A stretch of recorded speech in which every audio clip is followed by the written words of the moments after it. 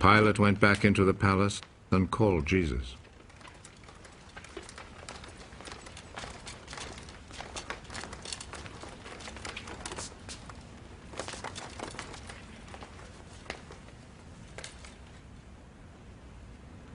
Are you the king of the Jews? Does this question come from you? Or have others told you about me? Do you think I'm a Jew? It was your own people and the chief priests who handed you over to me. What have you done? My kingdom does not belong to this world. If my kingdom belonged to this world, my followers would fight to keep me from being handed over to the Jewish authorities. No. My kingdom does not belong here. Are you a king, then? You say that I am a king. I was born and came into the world for this one purpose: to speak about the truth. Whoever belongs to the truth listens to me. And what is truth?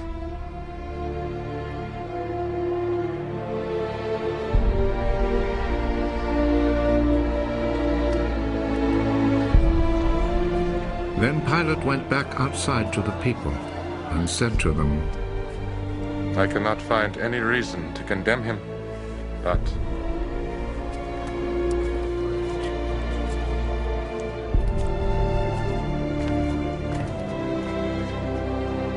according to the custom you have, I always set free a prisoner for you during the Passover.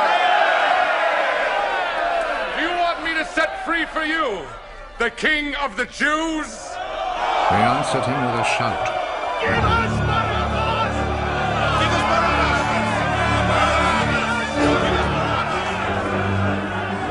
Barabbas was a bandit.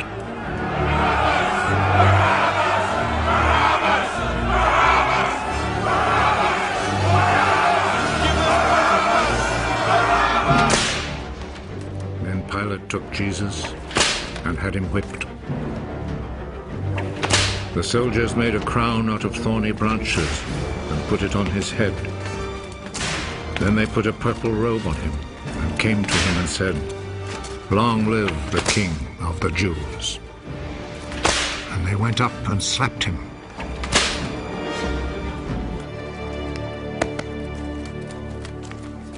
Pilate went back out once more and said to the crowd,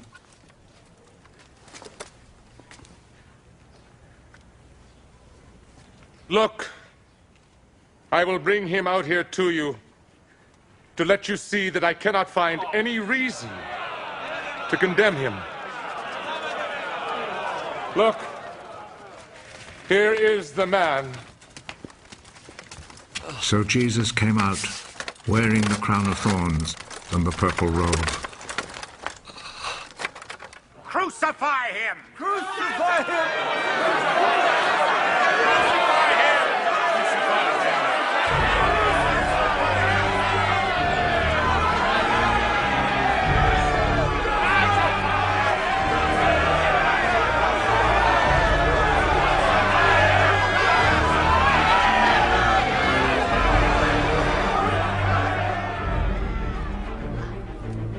You take him then and crucify him.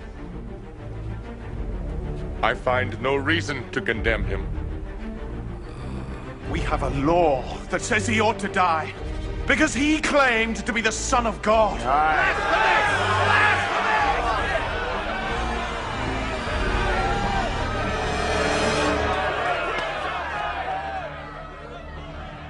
When Pilate heard this, he was even more afraid.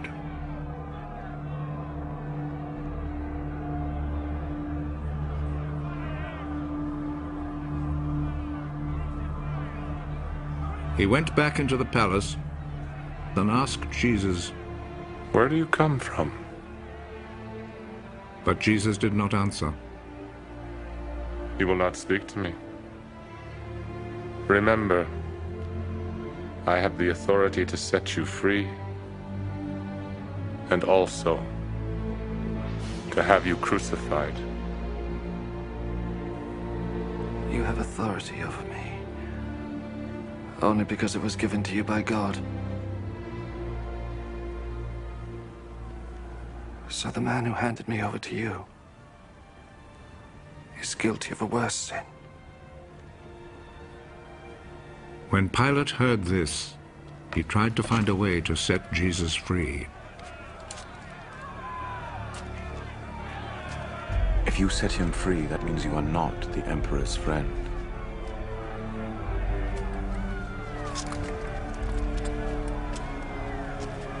Anyone who claims to be a king is a rebel against the Emperor.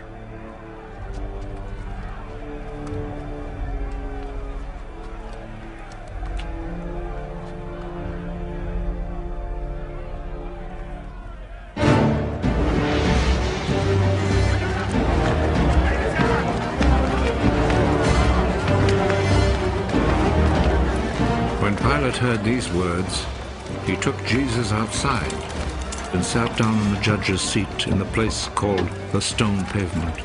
In Hebrew, the name is Gabbatha.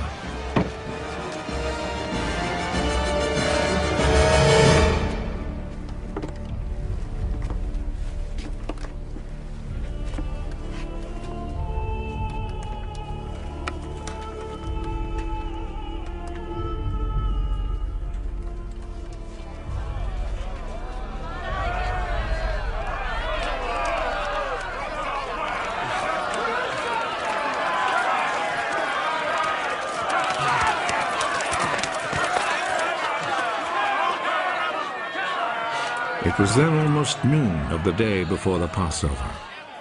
Pilate said to the people, "Here is your king."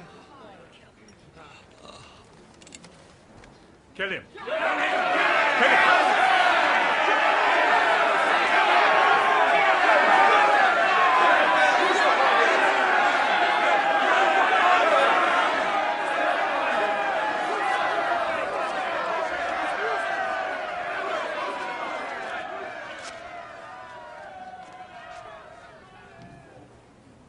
Do you want me to crucify your king? The only king we have is the Emperor. Then Pilate handed Jesus over to them to be crucified.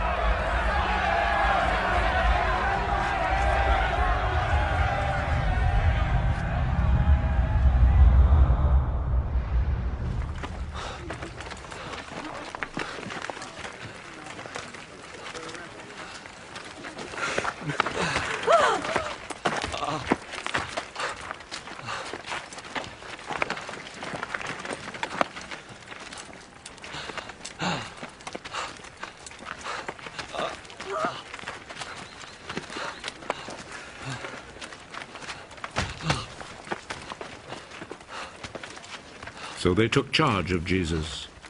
He went out carrying his cross and came to the place of the skull, as it is called.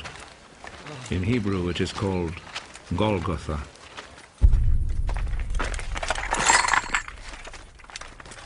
There they crucified him, and they also crucified two other men, one on each side, with Jesus between them.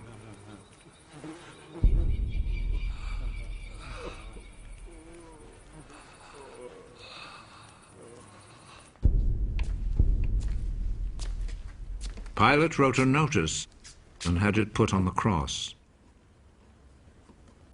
Jesus of Nazareth, the King of the Jews, is what he wrote.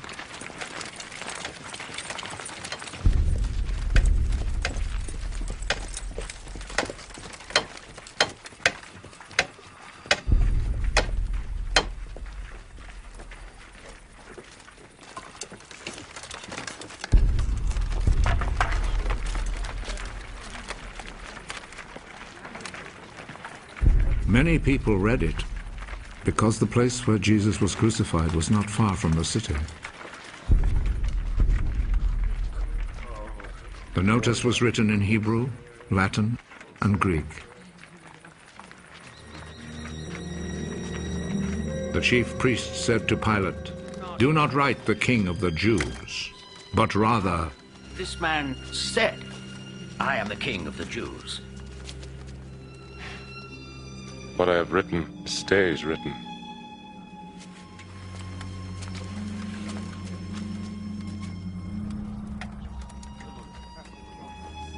After the soldiers had crucified Jesus, they took his clothes and divided them into 4 parts, 1 part for each soldier.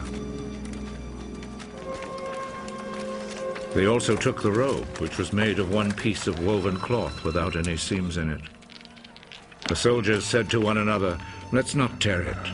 Let's throw dice to see who will get it." This happened in order to make the scripture come true. They divided my clothes among themselves and gambled for my robe. And this is what the soldiers did. Standing close to Jesus' cross were his mother's sister, Mary, the wife of Clopas, and Mary Magdalene.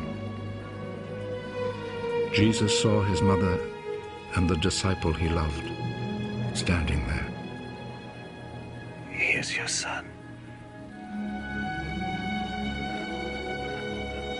Then he said to the disciple, She is your mother. From that time, the disciple took her to live in his home. Jesus knew that by now everything had been completed. And in order to make the scripture come true, he said,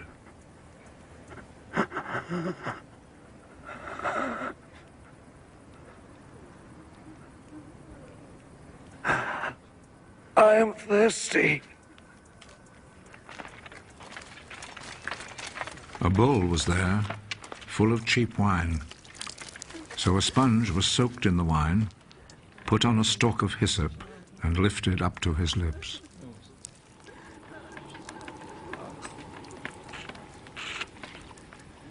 Jesus drank the wine.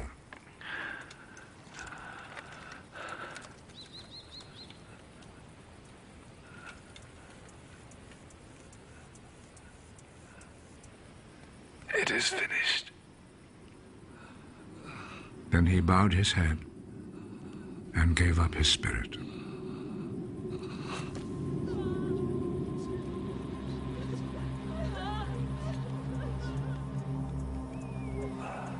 Then the Jewish authorities asked Pilate to allow them to break the legs of the men who had been crucified and to take the bodies down from the crosses. They requested this because it was Friday, and they did not want the bodies to stay on the crosses on the Sabbath, since the coming Sabbath was especially holy. So the soldiers went and broke the legs of the first man, and then of the other man who had been crucified with Jesus. But when they came to Jesus, they saw that he was already dead, so they did not break his legs. One of the soldiers, however, plunged his spear into Jesus' side.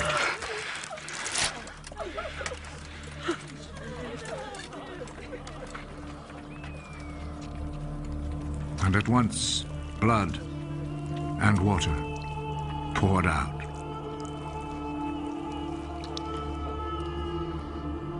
The one who saw this happen has spoken of it, so that you may also believe. What he said is true, and he knows that he speaks the truth. This was done to make the scripture come true. Not one of his bones will be broken. And there is another scripture that says, people will look at him whom they pierced.